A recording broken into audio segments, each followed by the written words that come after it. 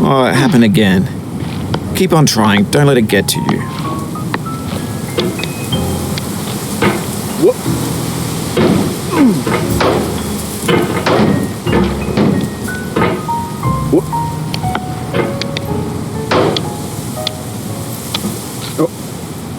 This thing that we call failure is not the falling down.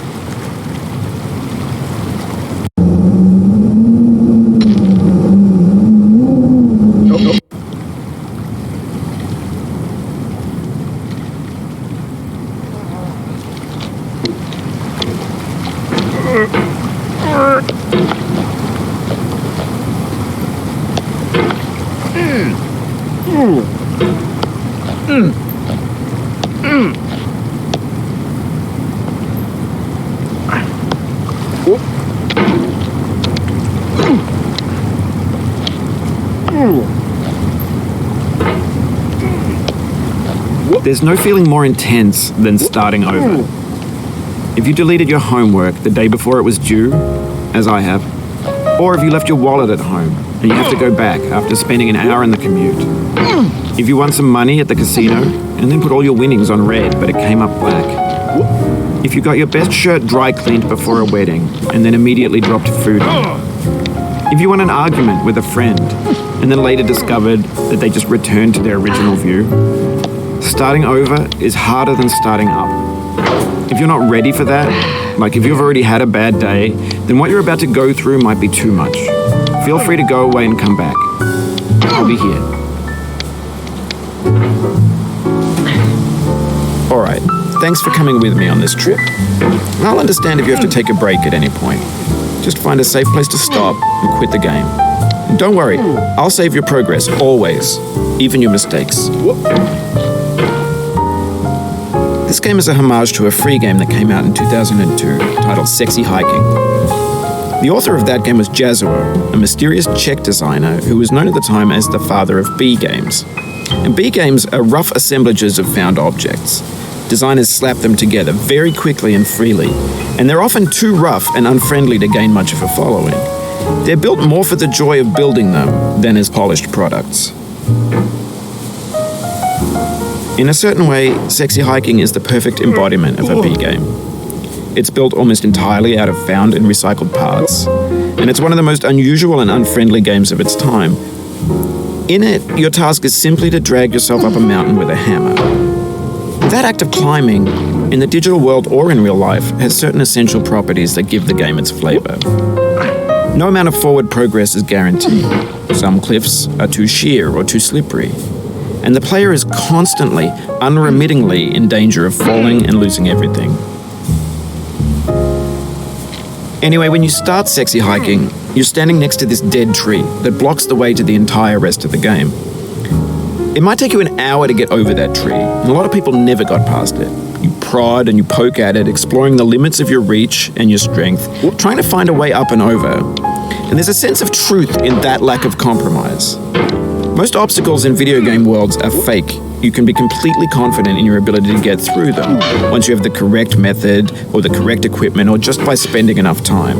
In that sense, every pixelated obstacle in Sexy Hiking is real. The obstacles in Sexy Hiking are unyielding, and that makes the game uniquely frustrating. But I'm not sure Jazuo intended to make a frustrating game. The frustration is just essential to the act of climbing, and it's authentic to the process of building a game about climbing. A funny thing happened to me as I was building this mountain. I'd have an idea for a new obstacle, and I'd build it, test it, and it would usually turn out to be unreasonably hard.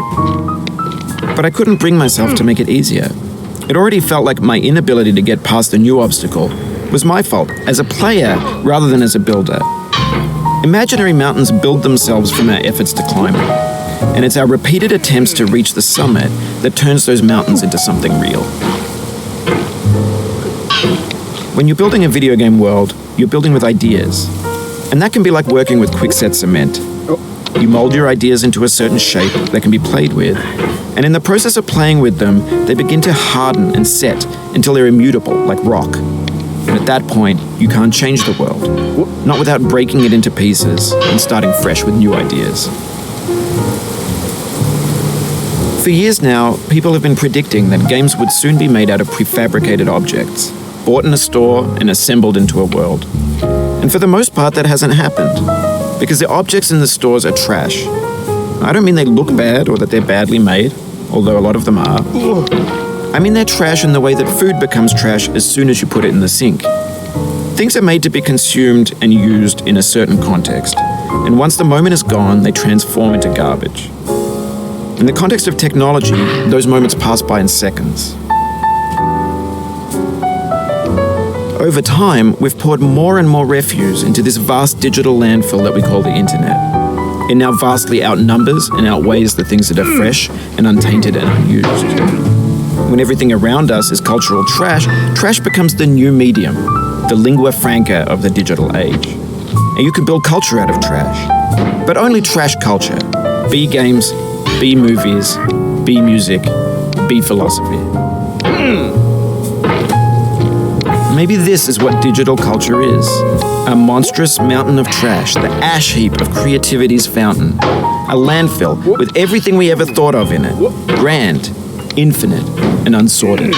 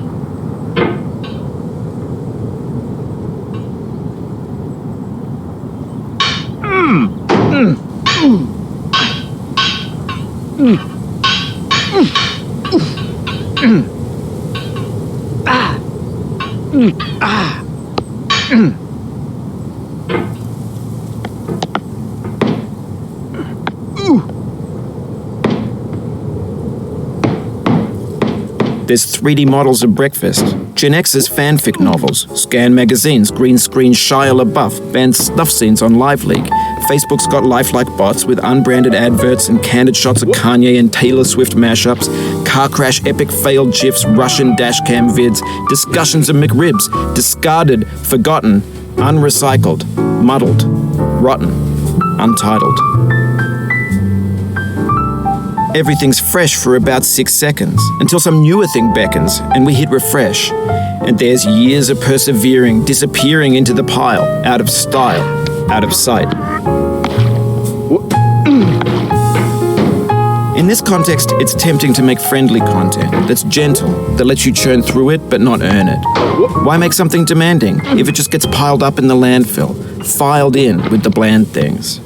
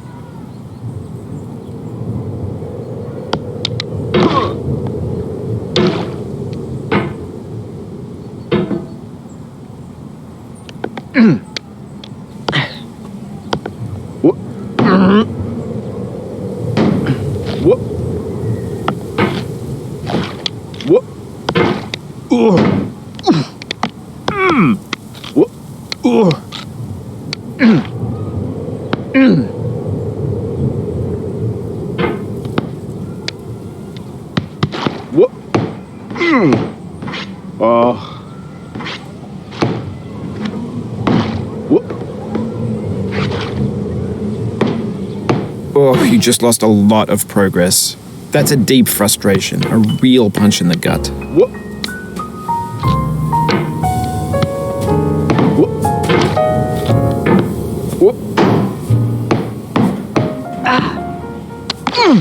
Oof, sorry about that.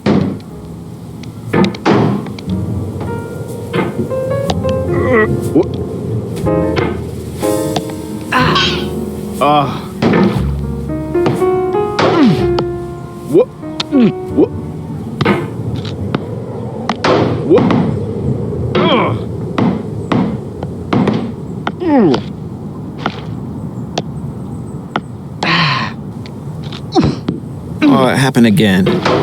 Keep on trying, don't let it get to you.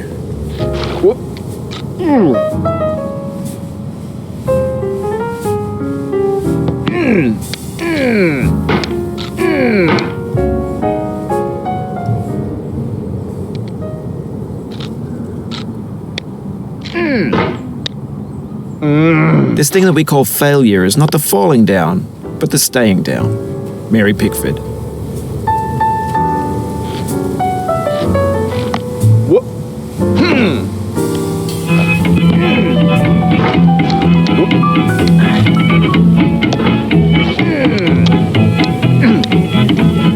Get nasty over there, boy.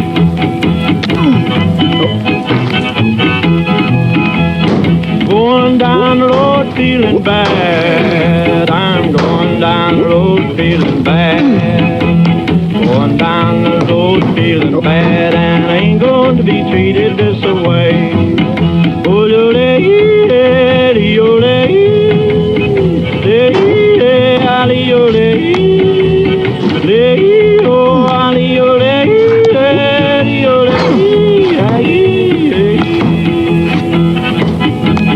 Oh, lay them blues up, boy, friend.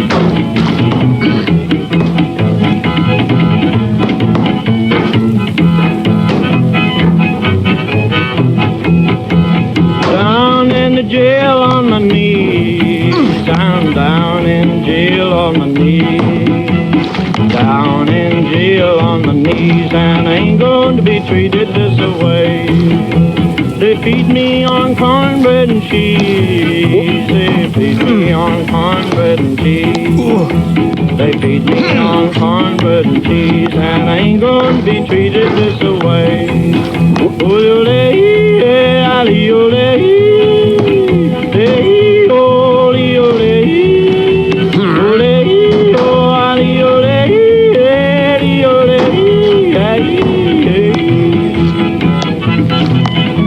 Let's go to town, boys. Hey, brother. Oh, no, no.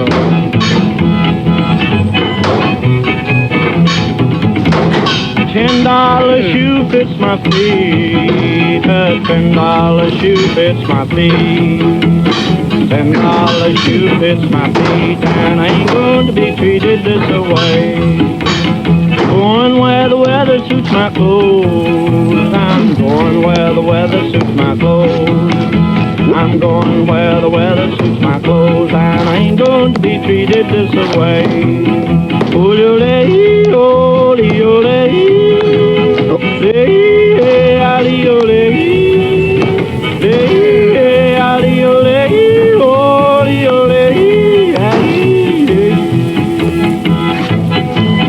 Calm down, boy, calm down.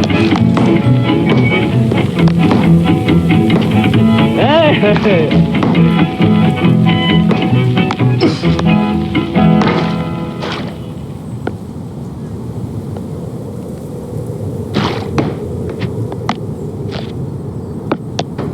The soul would have no rainbow, had the eyes no tears.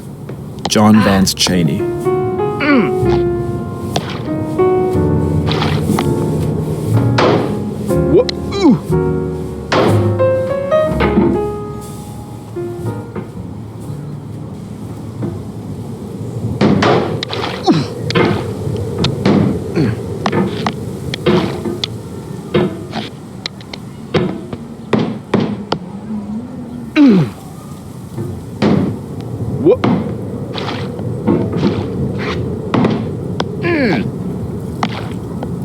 The pain I feel now is the happiness I had before.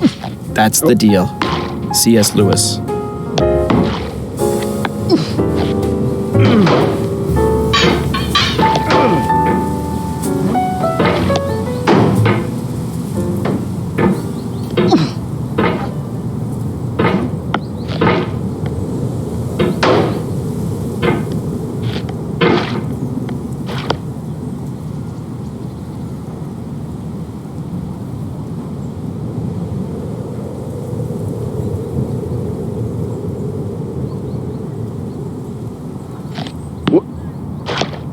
I feel within me a peace above all earthly dignities, a still and quiet conscience.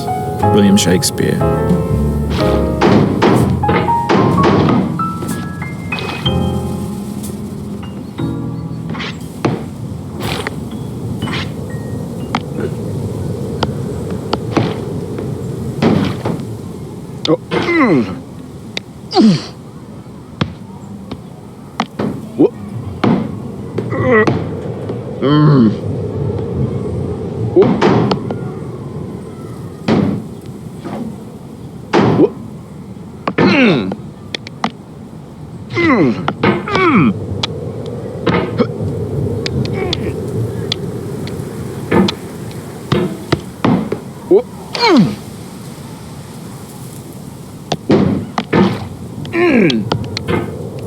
Ah!